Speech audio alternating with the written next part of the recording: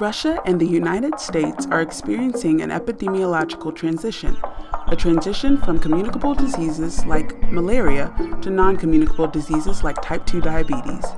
In the midst of this epidemiological transition, developed countries are still afflicted by certain communicable diseases. One communicable disease that is common in these countries is HIV/AIDS.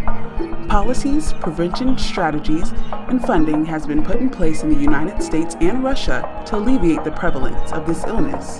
However, Russia's HIV/AIDS prevalence and incidence rates are still on the rise.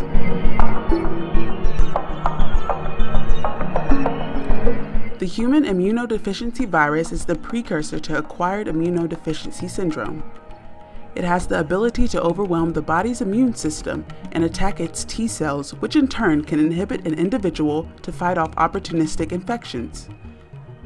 HIV/AIDS is spread through ways such as sexual intercourse, blood transfusions, intravenous needles, and any blood-to-blood contact. There is no definitive cure for this illness. However, treatment is available to impede HIV's progression.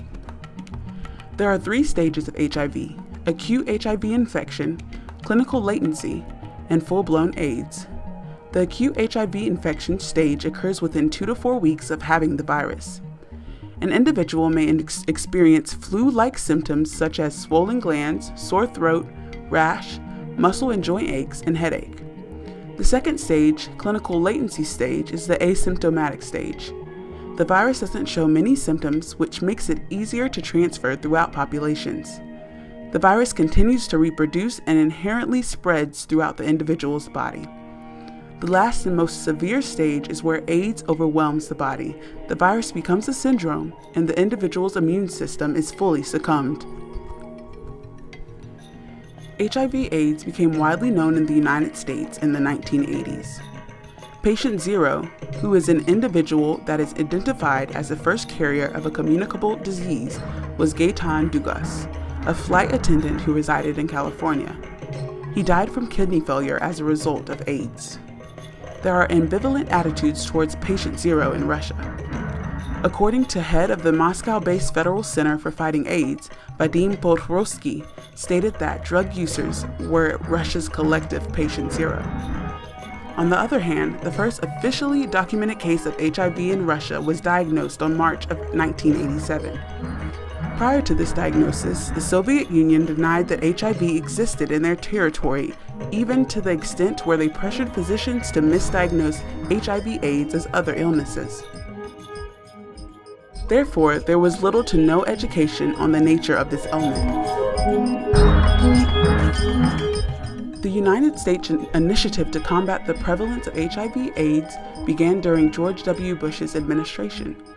George W. Bush jump-started the President's Emergency Plan for AIDS Relief in 2003. PEPFAR is a 5-year bilateral commitment by the United States government to support HIV/AIDS prevention, care, and treatment programs in developing countries. Through PEPFAR, as of 2015, 9.5 million people worldwide were provided with antiretroviral treatment. Through their efforts, they decreased the mother-to-child transmission of the illness.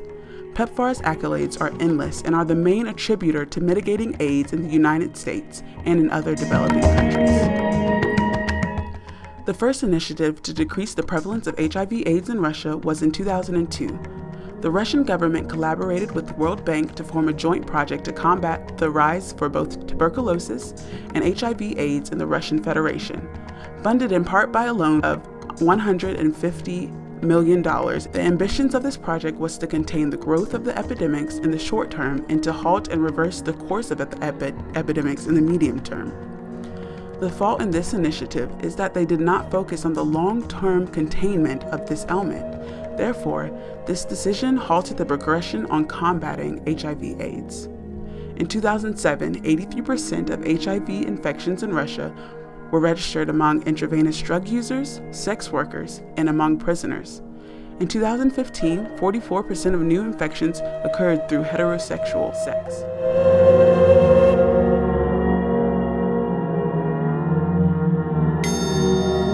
Many prevention strategies have been put forth and implemented throughout Russia, such as condom availability and use, HIV education, preventing mother-to-child